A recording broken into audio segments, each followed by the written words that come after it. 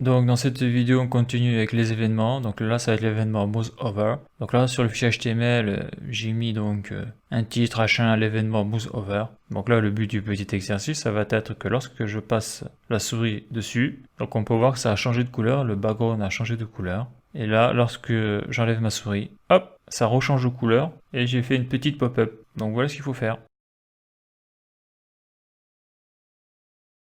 Donc déjà, ce que je vais faire, c'est de sélectionner donc l'élément H1 car c'est lui que je veux sélectionner pour qu'il puisse changer de couleur, donc pour interagir dessus. Donc const, je fais une variable, une constante, changer couleur H1. Donc il n'y en a qu'un, donc c'est pour ça que je l'appelle comme ça. Voilà. Et donc là, ça va être comme d'habitude, objet document et la méthode querySelector. Donc là c'est facile, je sélectionne la balise H1, voilà. Si je fais un console log, en principe, je devrais avoir H1 sélectionné, donc ça c'est bon, voilà. Donc maintenant je vais créer l'événement sur le titre H1, donc je vais utiliser le addEventListener, l'écouteur d'événement. Donc je prends la variable changer couleur H1, donc c'est l'objet. Dans l'objet je vais appliquer la méthode addEventListener. Donc je vais écouter le clic, donc c'est MouseOver. Ça on va le faire après sur le MDN. Et donc là je vais mettre une fonction fichier, voilà, égale, hop,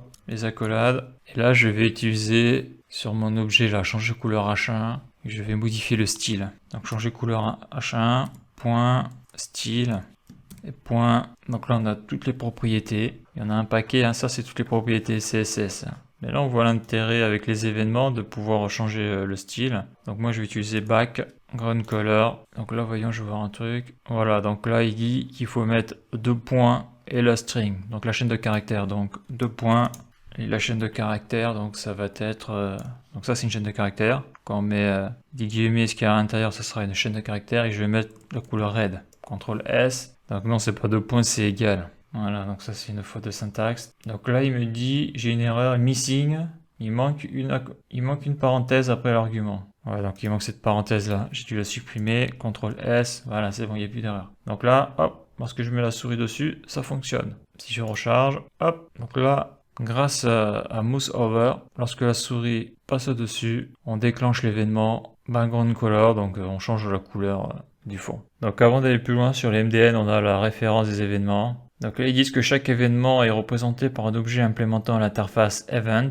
et peut avoir d'autres propriétés et ou champs permettant d'obtenir des informations supplémentaires au sujet de ce qui s'est produit. Donc l'event on le verra après. Et donc là les événements standards, il y en a un paquet. Là on peut le voir là, il y en a un paquet des événements. Voilà, donc c'est assez riche. L'interface event représente tout événement qui a lieu dans le DOM. Certains sont générés par l'utilisateur, tels que des événements de souris ou de clavier, tandis que d'autres sont générés par des API. Par exemple, des événements indiquant qu'une animation est terminée, qu'une vidéo a été suspendue. Il existe plusieurs types d'événements, dont certains utilisent d'autres interfaces basées sur l'interface principale Event. Event elle-même contient les propriétés et méthodes communes à tous les événements. Donc celui-là, le Event, on le reverra bientôt. Donc là, interface basée sur Event. Donc là, on a une liste d'interfaces basée sur l'interface principale Event avec des liens avec leur documentation respective dans la référence de l'API MDN. Notez que toutes les interfaces d'événements ont des noms qui se terminent par Event. Comme là le storage event. Qu'on voit c'est assez riche, hein, il y a beaucoup de choses. Sur le MDN on a le MouseEvent. Donc le MouseEvent représente les événements qui se produisent lors d'une interaction de l'utilisateur avec un appareil de pointage tel qu'une souris. Les événements communs utilisant cette interface incluent le clic, double-clic, mouse up, mouse down. Bon, il y en a d'autres. Hein. Là si je regarde sur le côté gauche de la page, j'ai les propriétés là. Et nous on a MouseOver. Donc là j'ai les événements. J'ai le blur, le clic, le double-clic, le focus. Et là j'ai le MouseOver si je clique dessus. Donc l'événement MouseOver est déclenché à partir d'un élément. Lorsqu'un dispositif de pointage, une souris par exemple, déplace le curseur sur l'élément ou sur l'un de ses éléments fixes. Donc on peut voir que ça se propage, ça remonte dans le DOM, oui. Annulable, oui. Interface MouseEvent. Propriété pour la gestion d'événements, OneMouseOver. Et si je clique sur élément, Element est la classe de base la plus générale à partir de laquelle tous les objets d'un document héritent. Donc ça c'est les éléments HTML ça. Et quand on a des doutes aussi sur la syntaxe, et bien on peut aller sur le W3 School. Par exemple, j'ai marqué la background color. Et là on voit que, bon là il y a un exemple, hein, donc c'est l'objet document. Dans le body, il applique donc un style, et ça va être la propriété background color, et on voit que c'est un égal, double cote, donc guillemets, et la couleur. D'ailleurs on le voit dans le DOM style, c'est tout ce qu'il y a à l'intérieur. Donc on voit qu'il y a un paquet de choses, on peut faire un paquet de choses. Hein. On peut faire beaucoup de modifications. Donc ça c'est intéressant ça, le W3 scoop pour ce genre de choses. Donc là maintenant je vais continuer, je vais... Donc là j'ai le mouse over,